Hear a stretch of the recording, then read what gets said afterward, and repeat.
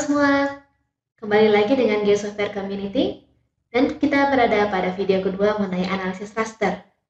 Kita akan membahas mengenai raster function dan geoprocessing untuk data raster.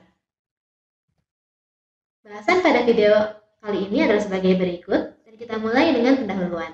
Pada video mengenai analisis raster sebelumnya, kita sempat membahas mengenai data raster. Citra satelit pada umumnya juga merupakan data raster yang terdiri atas pixel-pixel dalam jumlah banyak dan menggambarkan suatu citra atau suatu foto. Dan pixel-pixel ini umumnya menggambarkan warna-warna. Dan warna-warna ini divisualisasikan dengan adanya berbagai macam band atau lapisan data raster yang menunjukkan nilai untuk warna merah, hijau, dan juga biru. Sehingga pada akhirnya kita bisa melihat warna yang kita lihat sesungguhnya. Citra satelit sendiri umumnya memiliki lebih dari satu band. Misalnya pada data Landsat, kita memiliki beberapa band lain selain band warna merah, hijau, dan biru, yaitu band untuk aerosol, kemudian ada near infrared atau NIR, lalu ada short wave infrared atau juga SWIR, dan kromatik, dan lain-lain. Hal ini membuat kita bertanya-tanya bagaimana sih caranya memvisualisasikan data satelit atau citra satelit sebagai data raster. Pertama, ada yang disebut dengan True Color Composite. Pada komposit warna ini, nilai R, G, dan B pada data raster menggunakan nilai-nilai pada band sesungguhnya atau band yang sebenarnya. Sehingga band berwarna merah menunjukkan nilai warna merah, band berwarna hijau menunjukkan nilai berwarna hijau, dan band berwarna biru menunjukkan nilai pada warna biru. Contoh dari True Color Composite pada citra satelit adalah seperti ini. Kemudian, selain True Color Composite, ada juga yang disebut dengan False Color Composite. False Color Composite merupakan cara untuk membantu memvisualisasikan panjang gelombang yang sebenarnya tidak tampak oleh mata kita. Sehingga, pada False Color Composite, RGB-nya menggunakan band-band selain band seharusnya.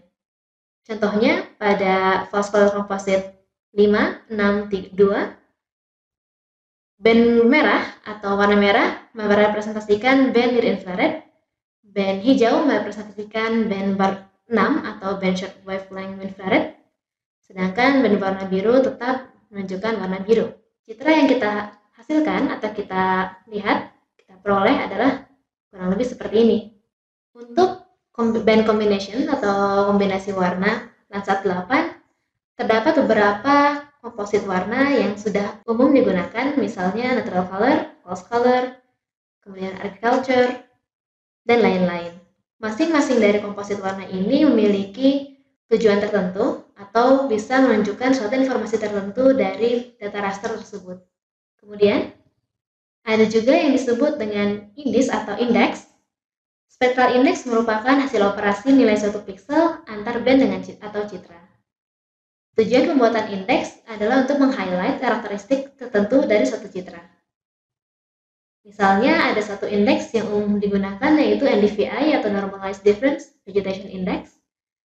NDVI ini menggunakan dua band, operasi dari dua band yaitu band merah serta band near infrared. Dan dituliskan dengan formula atau nilainya ditemukan dengan formula NIR dikurangi red dibagi NIR ditambah red. Tujuannya apa? Tujuannya adalah suatu data raster yang setiap pixelnya merupakan hasil operasi formula ini, formula penghitungan indeks. Dan untuk indeks ini sebenarnya menunjukkan seberapa sehat suatu vegetasi dilihat dari responsnya terhadap warna merah dan infrared. Ini merupakan NDVI dalam bentuk grayscale stretch, dan ini merupakan data yang sama yang sudah diwarnai. Ada berbagai macam indeks yang dapat digunakan untuk mengolah data raster dan untuk memperoleh informasi dari data raster, antara lain untuk vegetasi, lalu water index untuk menemukan, misalnya untuk menemukan body of water atau tubuh air. Kemudian juga ada perhitungan iron oxide, ferrous minerals, clay minerals, dan lain-lain untuk geologi, dan juga indeks bakar. Contoh dari penggunaan indeks ini, misalnya pada pemetaan daerah yang terbakar, kebakaran hutan. Berdasarkan indeksnya kita bisa membaginya menjadi beberapa kelas atau kategori, misalnya yang tidak terbakar, terbakar sedang hingga terbakar parah. Kemudian, kita akan membahas mengenai raster function. Raster function merupakan suatu operasi yang diaplikasikan prosesnya langsung pada pixel dari citra ataupun dataset raster. Tujuan dari raster function ada banyak, antara lain untuk analisis. Ini adalah contoh raster function default pada ArcGIS Pro yang digunakan untuk analisis data raster. Di sini kita bisa melihat ada juga NDVI dan NDVI colorize. Kemudian untuk menentukan densitas data dan lain-lain. Selain itu, ada juga untuk penampilan atau appearance dari data raster, classification, dan conversion. Kemudian ada juga untuk mengatur appearance, melakukan klasifikasi, atau melakukan konversi data raster. Pada grup classification, terdapat pula metode untuk pengelompokan atau klasifikasi menggunakan linear spectral unmixing bagi citra satelit dan klasifikasi berbasis machine learning. Kemudian ada pula raster function bagi koreksi dataset raster, antara umumnya digunakan untuk dataset raster berupa citra satelit sehingga ada kalibrasi dan koreksi untuk mendapatkan reflektansi citra, serta untuk hidrologi. Kemudian ada pula raster function untuk melakukan reklasifikasi dan analisis permukaan atau surface, antara lain hillshade, shaded relief, dan slope, yang akan kita lakukan juga pada video ini. Kita akan memulai dengan membuat suatu project baru di ArcGIS Pro. Buat suatu project baru dengan menggunakan template map. Kemudian, simpan pada folder beserta latihan-latihan sebelumnya dan beri nama raster function geoprocessing. Klik OK. Setelah membuat project baru di ArcGIS Pro, berikutnya kita akan coba mengimpor data citra satelit ke project tersebut. Ini adalah folder dari project kita. Dapat dilihat, saya telah memasukkan dua data, yaitu data DEMNAS dalam bentuk TIFF, tepatnya data DEMNAS join yang dihasilkan dari video sebelumnya, analisis raster 1, serta data citra satelit yang diperoleh dari USGS atau dari Earth Explorer. Untuk cara lebih lanjut, mendownload data dari USGS, data citra satelit, Anda bisa mengacu pada video yang akan dicantumkan pada kolom deskripsi di bawah. Data citra satelit ini diperoleh dalam bentuk arsip, tar, maka perlu diekstrak terlebih dahulu. Ini adalah hasil ekstraksinya. Apabila dibuka, Anda akan menemukan data-data sebagai berikut. Akan ada sejumlah data berbentuk TIFF atau bersensitif, tepatnya 12. Masing-masing dari data TIFF ini merepresentasikan satu band dalam data citra satelit tersebut. Kita telah berbicara mengenai bands dan bagaimana Landsat memiliki sejumlah bands. Masing-masing bands akan diwakili oleh satu TIFF ini. Selain data TIFF, terdapat dua data berbentuk teks, yaitu ANG dan MTL. Secara lebih detail, data dengan MTL.txt merupakan file kunci atau key file, dan data ini dapat digunakan untuk membuka dataset. Apabila Anda membuka data teks ini, isinya adalah informasi-informasi mengenai band yang ada, nama bandnya, dan lain-lain. Sedangkan data berekstensi teks, ANG, merupakan data yang berisi keterangan mengenai angle coefficient. Data ini diperlukan untuk koreksi, geometri, dan lain-lain. Kita akan memasukkan data-data ini ke ArcGIS Pro. Ada beberapa cara untuk memasukkan data ke dalam ArcGIS Pro, data multiband seperti misalnya citra satelit tadi. Pertama adalah dengan melalui folder, lalu Anda mencari datanya. Di sini karena kebetulan datanya dimasukkan ke dalam folder project, maka akan bisa langsung diakses melalui panel katalog, lalu folder. Namun apabila data Anda berada di folder lain, tetapi ada di komputer Anda bisa mencarinya dengan menambahkan folder tersebut melalui folder connection. Dan kemudian mencari datanya. Kemudian, apabila Anda membuka folder hasil ekstraksi tadi, Anda akan dapat melihat sejumlah data TIFF. Kemudian satu data MTL, di sini tertulis tipenya adalah raster product. Dan tadi data teks ANG. Anda dapat melakukan drag dan drop untuk data teks MTL tadi. Dan akan ada opsi untuk membuat piramid seperti biasa apabila Anda bekerja dengan data raster. Seperti yang telah diketahui bahwa pyramids ini merupakan salah satu metode visualisasi untuk data raster sehingga bisa di-display atau ditampilkan pada resolusi yang berbeda-beda dengan lebih cepat dan efektif. Di sini Anda bisa memilih default dan yes. Proses ini bisa memakan cukup lama mengingat datanya cukup besar, yaitu sekitar 1, sekian giga, dan memiliki banyak bands. Data raster telah berhasil ditampilkan. Mari kita coba melihat properties dari datanya. Klik kanan pada data, lalu properties. Untuk melihat data dari rasternya atau keterangan lebih lanjut dari rasternya. Di sini ada raster information berisi kolom dan row tiap dari raster. Kemudian jumlah bands. Anda bisa melihat lebih jauh informasi mengenai bands-nya di sini. Untuk data Landsat, Anda memiliki beberapa bands antara lain cahaya tampak, red, green, dan blue, infrared, near infrared, dan lain-lain. Kita lihat spatial reference-nya telah dimasukkan sebagai zona UTM. Berarti data tersebut menggunakan Projected Coordinate System. Apabila Anda ingin mengetahui lebih jauh mengenai sistem koordinat, Anda bisa mengacu pada video lainnya, yaitu video mengenai sistem koordinat yang dapat dilihat linknya pada bagian deskripsi di bawah. Baik, kita klik OK. Cara lain untuk memasukkan data citra satelit adalah dengan memasukkan masing-masing TIFF dari band data citra satelit tersebut secara manual. Dengan demikian, Anda bisa mengatur band mana saja dan berapa banyak yang ingin dimasukkan. Misalnya saya ingin memasukkan ke 11 bandnya.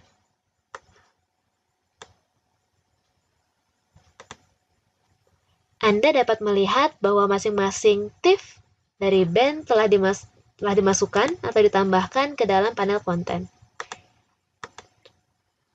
Dari band 1 hingga band 11.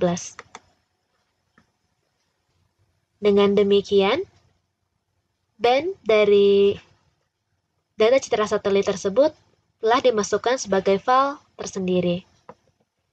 Lalu bagaimana apabila kita ingin membuat satu file berisi band-band tertentu saja yang kita tentukan? Anda bisa membuka panel geoprocessing dan menggunakan tools yang disebut composite bands.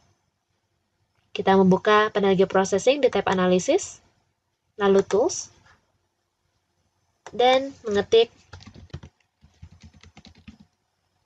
composite bands. Bisa diklik. Untuk input parameternya, Anda bisa memilih file-file raster yang ingin dimasukkan, dan pastikan urutannya benar. Misalnya, saya ingin memasukkan file 1 atau band pertama, band 1 yang ditandai oleh B1 di paling belakangnya, band 2, band 3, band 4, dan band 5.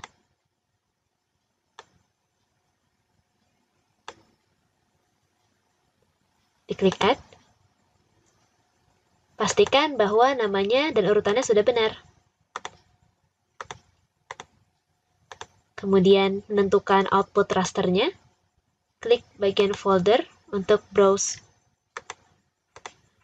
folder yang akan disimpan, tempat di mana file ini akan disimpan. Anda bisa memilih folder project-nya, seperti saya, dan mengetik nama dari file yang akan kita buat berisi band-band ini. Misalnya, Landsat Composite.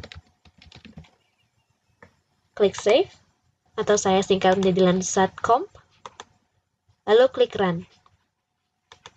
Kemudian, untuk output raster, Anda bisa mengganti namanya, misalnya Landsat Composite, seperti ini, dan secara otomatis, file hasil dari composite band ini akan muncul atau disimpan pada geodatabase project Anda,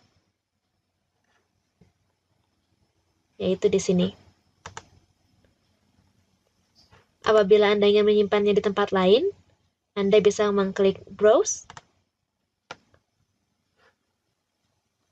kemudian arahkan ke folder yang Anda inginkan. Misalnya saya akan menyimpannya pada folder project kita.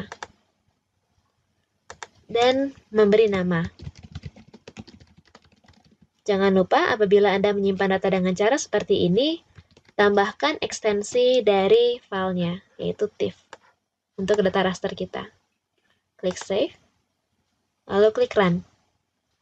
Kalau sudah, data hasil composite bands-nya akan muncul pada panel konten, dan Anda bisa menyembunyikan atau menghapus file-file yang sudah tidak diperlukan lagi.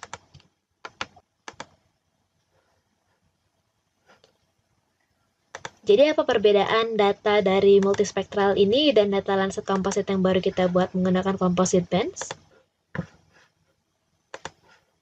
Apabila dilihat propertiesnya,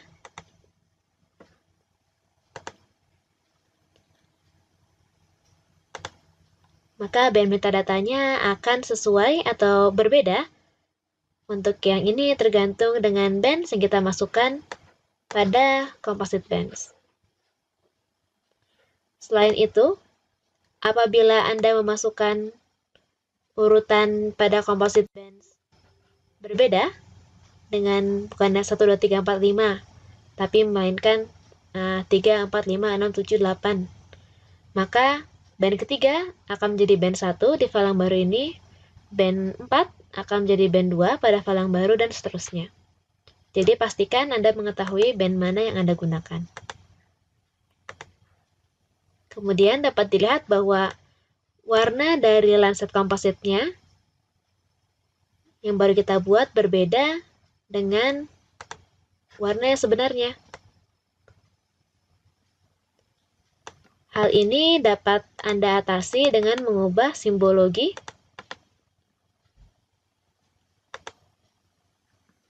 dan menyesuaikan band bagi red, green, dan blue. Untuk data ini, band warna merah adalah band nomor 4, band warna hijau merupakan band nomor 3, dan band biru merupakan band nomor 2. Dengan cara ini pula, Anda bisa membuat komposit warna yang lain. Misalnya, Anda ingin membuat komposit warna 5, 4, 3.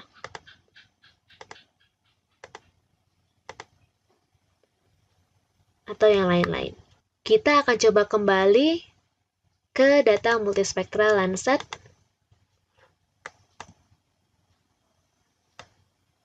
Dan melakukan zoom in. Nah, kita akan mencoba melihat lebih jauh bagaimana kita bisa mengatur penampilan dari data raster kita. Pertama, ada simbologi, seperti yang telah Anda ketahui dan telah kita bahas pula pada video analisis raster 1. Kemudian ada stretch type, yang bisa Anda atur untuk mengatur penggambaran data-data RGB dari raster tersebut. Kemudian Anda bisa mengaktifkan Dynamic Range Adjustment, di mana stretch hanya didasarkan pada data yang terlihat pada dalam view.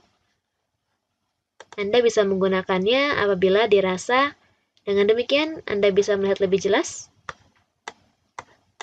dibandingkan apabila dengan daerah A tidak diaktifkan. Kemudian ada resampling.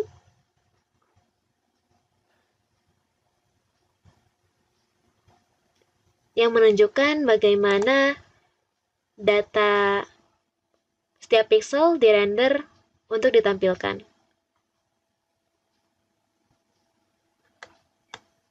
Jadi semua opsi ini merupakan opsi bagi rendering data citra satelit ini, atau data raster ini. Dan terakhir kita akan membahas mengenai band combination. Secara default, ArcGIS Pro menyediakan beberapa kombinasi band yang dapat Anda gunakan untuk meng-highlight atau memvisualisasi data raster citra satelit ini. Ini merupakan color infrared, yaitu kombinasi band 5, 4, 3, berarti band 5 digunakan untuk red, 4 untuk green, dan 3 untuk blue, dan digunakan untuk membedakan vegetasi, bagian perkotaan atau urban, dan air.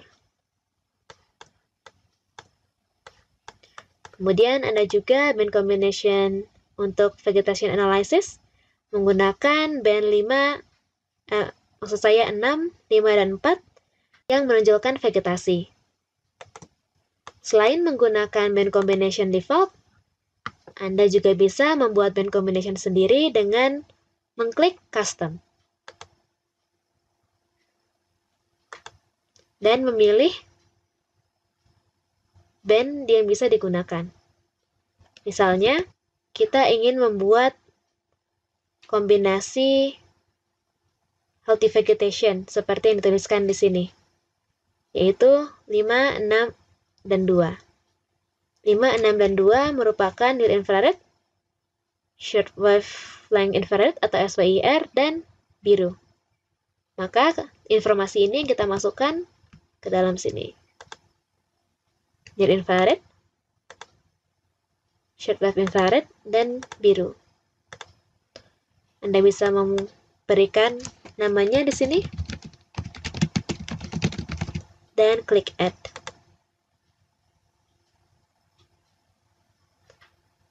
Dengan demikian, band combination custom Anda telah ditambahkan dan bisa Anda akses dengan menggunakan raster-raster lainnya.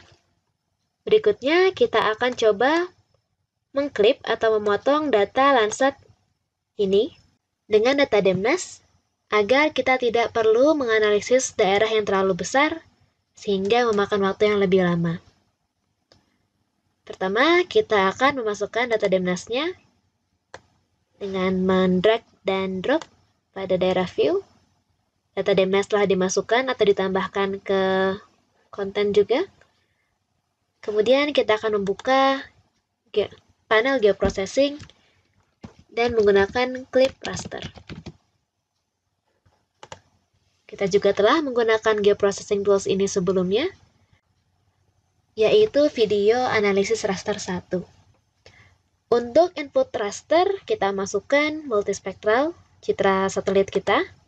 Sedangkan untuk output extent, kita sesuaikan dengan data yang akan menjadi acuan extent, atau dengan kata lain, data yang akan memotong data input, yaitu DMNAS join. Untuk output raster dataset, Anda bisa mengubah namanya serta posisinya dengan melakukan browse. Di sini saya akan mengubah namanya menjadi multispectral clip.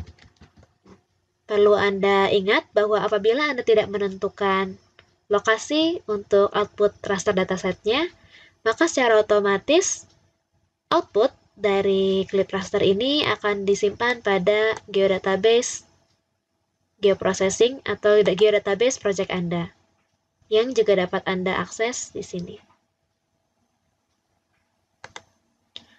Klik Run untuk menjalankan clip raster. Proses clip raster telah selesai. Anda bisa melihat bahwa hasilnya telah ditambahkan juga pada panel konten, dan Anda juga dapat melihat bahwa filenya telah ditambahkan ke dalam geodatabase raster function. Berikutnya kita akan coba melihat penggunaan raster function untuk data raster. Seperti yang sudah kita bahas sebelumnya, raster function merupakan serangkaian proses yang dilakukan pada pixel-pixel pada satu data untuk tujuan tertentu. Nah, untuk pertama-tama kita akan coba melihat visualisasi permukaan pada data DEM menggunakan raster function. Anda bisa membuka panel raster function. Kalau belum terbuka, ada di tab Imagery, lalu raster function, atau di tab Analysis, kemudian Group Raster, lalu raster function. Untuk data DEM ini, kita akan coba melihat bagian surface. Di sini ada beberapa raster function default yang disediakan, antara lain contour, hillshade, shaded relief, dan slope. Kita akan coba contour terlebih dahulu.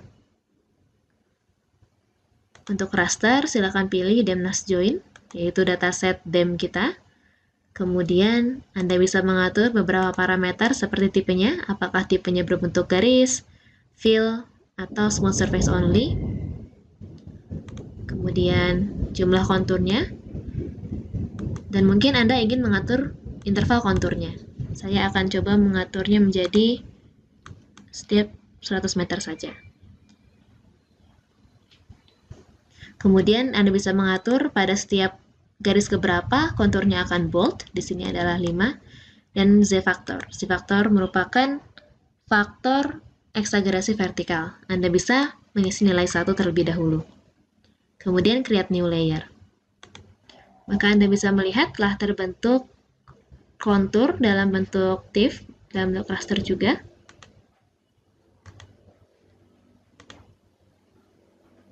Kurang lebih seperti ini. Cara lain, apabila Anda menginginkan data konturnya berupa feature class atau shapefile, Anda bisa membuka geoprocessing, tab geoprocessing. Kemudian mencari kontur. Di sini ada tools kontur untuk 3D analysis dan spatial analysis. Keduanya bisa dipilih, salah satunya saja.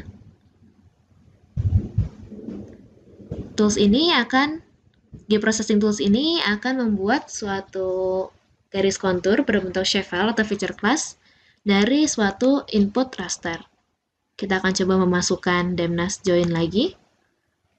Kemudian mencari atau membrowse hasil outputnya. Secara default, outputnya akan disimpan dalam geodatabase project kita.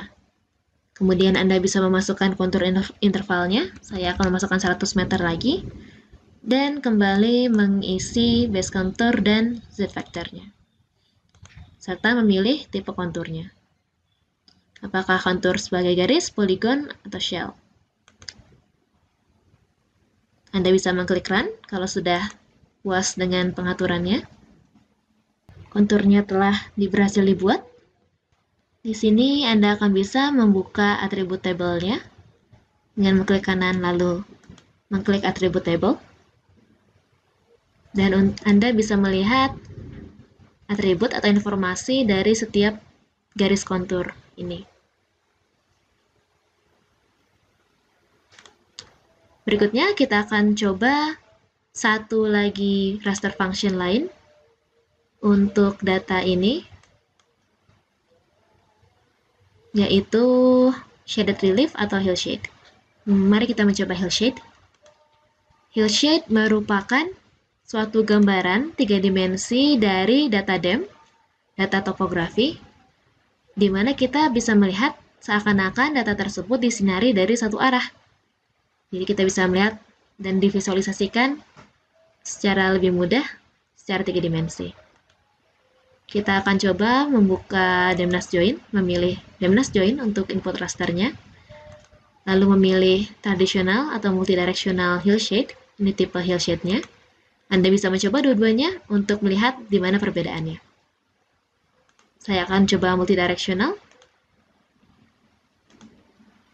kemudian memilih Z-factor sama dengan 1. Apabila Anda memilih traditional hillshade, Anda akan butuh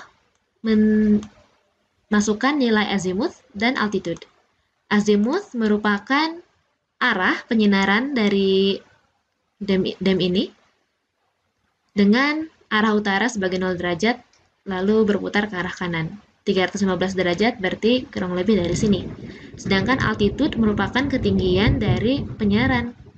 Misalnya 0 derajat itu sama sekali horizontal, sedangkan vertikal itu 90 derajat dan lain-lain.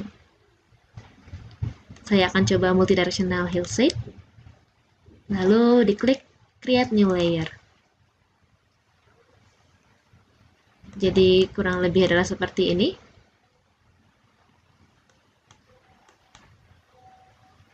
Anda bisa melihat secara 3 dimensi data DEM-nya jadi lebih mudah untuk diamati. Berikutnya, kita akan coba menggunakan raster function untuk data raster citra satelit, yaitu kita akan menghitung indeks vegetasi lalu melakukan klasifikasi. Kita buka project-nya. Kemudian pada raster function, pada kotak pencarian, klik band arithmetic, lalu pilih. Untuk raster, silakan isi dengan dataset raster yang akan kita gunakan, yaitu multispectral clip. Sedangkan metodenya kita akan menggunakan SAVI. Kemudian untuk band index, inputnya adalah NIR, red, lalu L, di mana NIR adalah angka atau band keberapa, near infrarednya, lalu merahnya band keberapa, serta indeks SAVI bagi vegetasi yang sehat. Mengingat Landsat 8 komposisi bandnya seperti ini, atau pengaturan bandnya seperti ini, band NIR adalah band 5, lalu band red atau merah adalah band 4. Jadi, kita isi 5, lalu 4, dan 0,33. Di mana 0,33 adalah indeks bagi indeks dasar atau indeks acuan bagi vegetasi yang masih sehat. Lalu create new layer. Ini adalah hasilnya. Nilai tinggi menunjukkan daerah dengan vegetasi yang baik, sedangkan nilai yang hitam menunjukkan vegetasi atau tutupan lahan tanpa vegetasi atau bagian yang tertutup air seperti danau meninjau ini. Berikutnya, kita akan coba melakukan klasifikasi dari hasil data analisis menggunakan indeks SAVI tadi. Dari raster function, cari remap, lalu dibuka. Dengan remap ini, kita akan mengganti atau menulis ulang nilai-nilai dari setiap pixel berdasarkan keterangan yang kita isi di sini. Untuk raster function-nya, kita isi dengan band arithmetic yang tadi dihasilkan dari raster function band arithmetic tadi. Kemudian untuk remap definition type-nya, pilih list. Lalu isi dengan nilai minimum pixel, nilai maksimum, lalu output yang diinginkan di sini. Untuk data ini, isi sebagai berikut. Untuk nilai output, itu merupakan jumlah kelas yang akan kita tentukan. Jadi ini sangat user-defined. Adapun untuk nilainya sendiri, itu pun juga sangat tergantung dari user. Agar memudahkan dalam proses simbologi, maka kita menggunakan nilai 1 sampai 5. Kemudian perhatikan nilai kolom minimum dan maksimum. Di situ tertulis dari -7, kemudian minimum, maksimum untuk di kolom kelima atau di baris kelima itu bernilai 21. Nilai tersebut dapat kita peroleh dari band value yang terdapat pada informasi raster tersebut. Nah, untuk rentang nilai dari minimum hingga maksimum, ini bisa kita atur bebas atau kita tentukan satu persatu berdasarkan informasi pixel yang terdapat di dalam data rasternya. Untuk menentukan nilai pixelnya, kita bisa menggunakan tombol Identify Feature. Pada contoh ini, kita menggunakan nilai rentang yang tidak seragam, misalnya dari -7 sampai 0, nilainya adalah 7. Sementara pada baris kelima, 17 sampai 21, itu rentangnya adalah 3. Untuk menambahkan baris baru, kita cukup menambahkan atau menginput nilai pada kolom output, misalkan 1, kemudian kita masukkan nilai 2 pada baris kedua, kemudian kita enter. Nah, berikutnya akan muncul baris yang ketiga atau baris kosong yang baru. Setelah kita klik Create New Feature, maka akan muncul satu layer baru pada halaman konten. Berikutnya, kita akan melakukan simbologi dengan cara mengklik satu pixel pada rasternya. Nanti akan muncul informasi raster tersebut atau informasi pixel value-nya. Nah, di sini terlihat pixel value-nya adalah 4, sementara untuk bagian air, perairan memiliki nilai 1 atau kelasnya 1. Untuk daerah lain memiliki nilai yang berbeda-beda atau sesuai dengan output yang telah kita masukkan tadi. Nah, di sini kita memilih simbologi. Kemudian kita memilih simbologinya adalah classify. Nah, di sini warnanya masih terlihat hanya ada 2. Kita pilih pada bagian method. Itu kita akan memilih equal interval. Kita akan mengubah warnanya dengan mengklik warnanya, kemudian kita pilih misalkan untuk yang kelasnya di bawah 1, di bawah 2 itu berwarna abu-abu. Kemudian untuk yang di bawah 3 kita akan beri warna misalkan orange.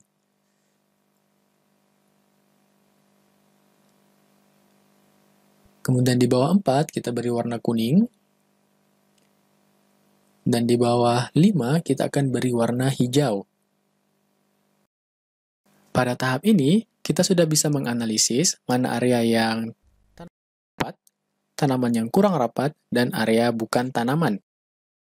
Sehingga kita sudah bisa menganalisis mengenai tingkat kerapatan tanaman pada daerah tersebut berdasarkan data citra. Nah, kita juga bisa mengatur keterangan yang ada pada label. Misalkan untuk yang kurang dari 2, kita beri nama no vegetation. Sementara untuk yang kurang dari 5, itu memiliki vegetasi yang sangat rapat. Baik, demikianlah untuk analisis fungsi raster. Harapannya, kita bisa menggunakan fungsi ini untuk analisis data raster yang lain. Demikianlah untuk video ini. Sampai jumpa pada video berikutnya.